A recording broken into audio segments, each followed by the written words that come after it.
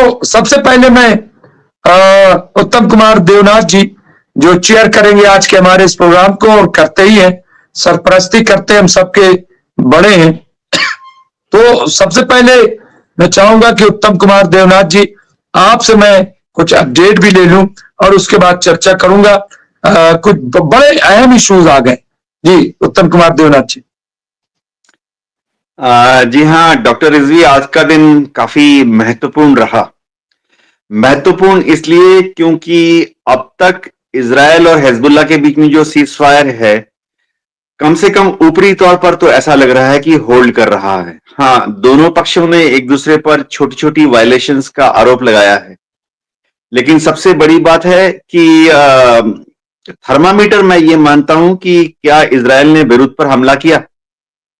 आज जो हमले शायद इजराइल ने किए हैं लेबनान के ऊपर, वो ब्लू लाइन के पास लिटानी रिवर के दक्षिण में ही किए हैं, जहां पर इजराइल दावा करता रहता है कि हिजबुल्लाह के जो लड़ाके थे उनकी मूवमेंट थी हथियारों के साथ। लेकिन सबसे अच्छी बात है कि आज इजराइल ने कोई बड़ा हमला नहीं किया, और डेफिनेटली बेरूत, बेका वैली ऐसी जगह पर नहीं किया।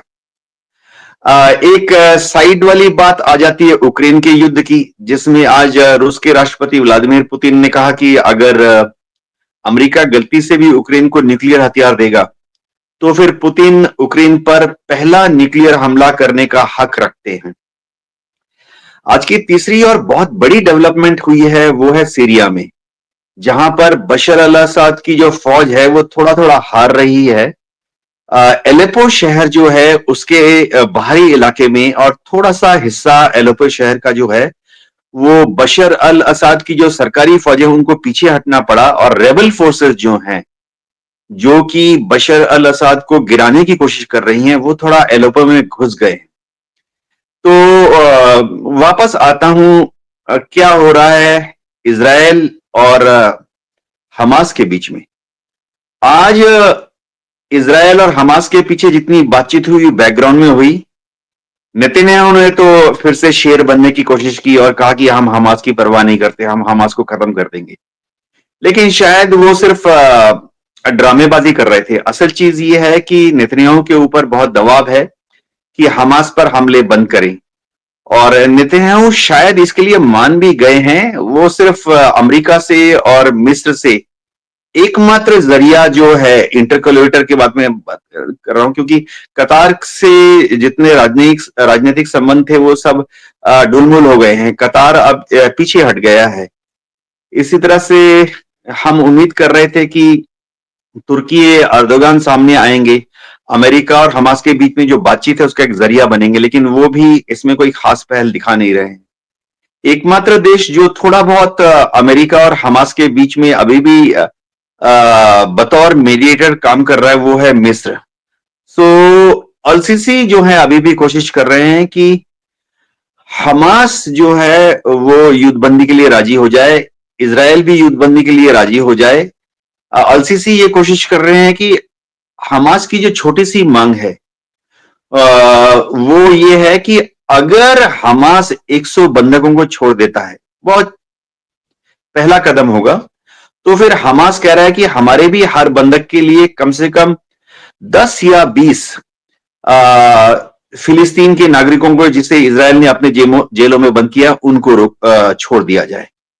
बाकी जो मुद्दे हैं, तुम यहां से पीछे हटो, तुम वहां से पीछे हटो, वो सब एक बार जब जंगबंदी शुरू हो जाएगी तब बातचीत की जाएगी।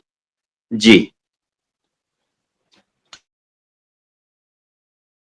तो ये अपडेट दी है कैप्टन साहब ने।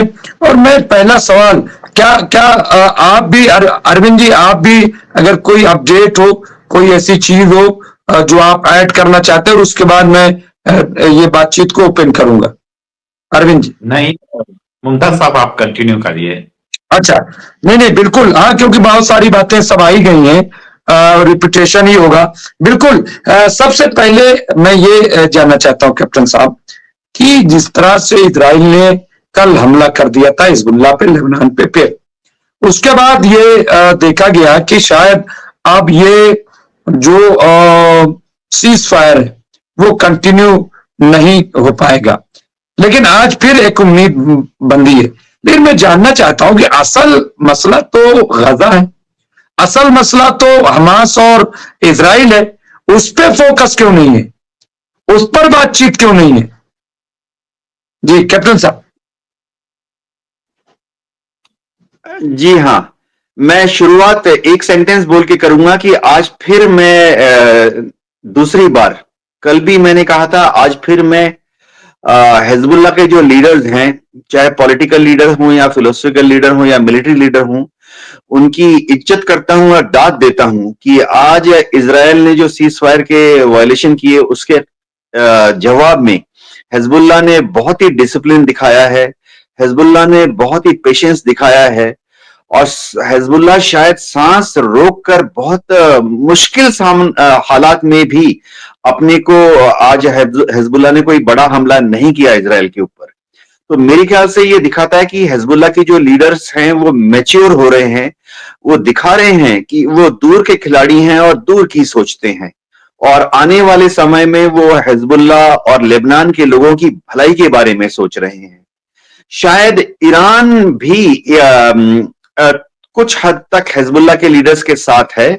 ईरान ने भी हिजबुल्लाह को भड़काने की कोशिश नहीं की है, वरन ईरान ने आज एक ऐसी स्टेटमेंट दी है जो कि फिर से मैं मानता हूं कि दिखाता है कि ईरान की जो सुप्रीम लीडर हैं या पेजेश्किन हैं, वो कोशिश कर रहे हैं कि इस युद्ध का समाधान अब बातचीत से हो, हथियार से ना हो।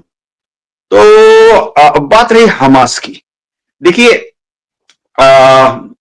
जो वहां से छन छन के छोटी छोटी आवाजें आ रही हैं, उसके अनुसार हमास बातचीत के लिए तैयार है। दिक्कत सिर्फ ये आ रही है कि इजराइल बोल रहा है कि जो इजराइल के दूसरे दावे हैं उनको हमास ने कहा हम बाद में मान लेंगे, लेकिन इजराइल का सबसे बड़ा जो चाहत है वो ये है कि हमास एक झटके में ही 101 जो बंदी हैं, युद्ध बंधकों को रखा है, उसको छोड़ दे, कल छोड़ दे, परसों छोड़ दे। तो इजराइल बोल रहा है हम बमबारी बंद कर देंगे। आज भी जबालिया के पास गजा में जो रिफ्यूजी कैंप है उन पर इजराइल ने बमबारी की। इजराइल ये कह रहा है कि हम ये बमबारी तब तक जारी रखेंगे जब तक कि हमास हमारे साथ बातचीत करने के लिए तैयार नहीं हो जाता। हमास ये कह रहा है कि हम भी बातचीत के लिए तैयार हैं, बशर्ते इजराइल जो है, पहली चीज तो बमबारी बंद करे, और दूसरी चीज बंधकों के बारे में अगर बात हो रही है, क्योंकि टेबल में सबसे आसानी से हल होने वाला मुद्दा यही है कि बंधकों को छोड़ा जाए। तो हमास ऐसे बोल रहा है कि इजराइल की जेलों में, अलग अलग जेलों में, गजा के और वेस्ट बैंक दोनों मिलाकर करीबन 4000 बंधकों को रखा हुआ है। उसमें से 600 तो ऐसे बंधक हैं जो कि 18 साल या 16 साल से कम के बच्चे हैं। उनका कसूर सिर्फ इतना है कि वेस्ट बैंक में या कभी गजा में उन्होंने इजराइल के कॉन्वॉय पर पत्थर फेंके थे। इसी तरह से और भी सीरियस बात यह है कि हमास ये दावा कर रहा है कि इजराइल की जेलों में करीबन 160 महिलाएं भी बंद हैं। तो मेरे ख्याल से हमास ये कह रहा है कि आप इन बच्चों को और इन महिलाओं को तो बातचीत मतलब जैसे ही शुरू होती है आप छोड़ दीजिए। तो सबसे बड़ा जो शुरुआती कदम होगा वो है दोनों पक्ष एक दूसरे पर हमला जो है वो बंद करेंगे। देखिए, हमास कोई हमले, ये समझना पड़ेगा, 72 घंटे में, 48 घंटे में, 24 घंटे में हमास ने कोई बड़ा हमला गजा में इजराइल पर नहीं किया, इजराइल की जमीन पर नहीं किया। हाँ, छोटे मोटे एक आध रॉकेट फायर कर दिए हैं, इजराइल की जो टैंक तो अंदर घुस रहे थे गलियों में, ठीक है, वो छोटी बात होती रहती है, सारे काडर पर कंट्रोल रखना मुश्किल है। तो हमास 72 घंटे से, 48 घंटे से, 24 घंटे से बहुत ही सेल्फ डिसिप्लिन दिखा रहा है। हमास की सिर्फ ये गुजारिश है कि ठीक है, हम छोड़ देंगे इनको, 101 है ना, हम इनको आस्ते आस्ते छोड़ देंगे, छोटे छोटे ग्रुप्स में। औरतों को पहले छोड़ देंगे, जो बीमार है उनको फिर छोड़ देंगे, फिर जो बुढ़े हैं उनको फिर छोड़ देंगे। लेकिन आप उस तरफ से इजराइल की जेलों से भी 10-10, 20-20 वो रेशो वो डिमांड कर रहे हैं कि एक इजरायली को छोड़ा तो 10 या 20 फिलिस्तीन के लोगों को छोड़ा। ये चीज जो है अल-सीसी साहब को बैलेंसिंग करनी पड़ेगी, जिसमें उनको अमेरिका का आशीर्वाद मिला हुआ है। फिलहाल अमेरिका इस बातचीत में यहीं पर ठहरा हुआ है अलसीसी साहब भी यहीं पे ठहरे हुए हैं कि पहले इजराइल राजी हो जाए इजराइल के जेलों से बंधकों को छोड़ने के लिए। कई फिलिस्तीन के बंधक तो ऐसे हैं जिन पे चार्जशीट नहीं दायर हुआ पिछले 1 साल में। जी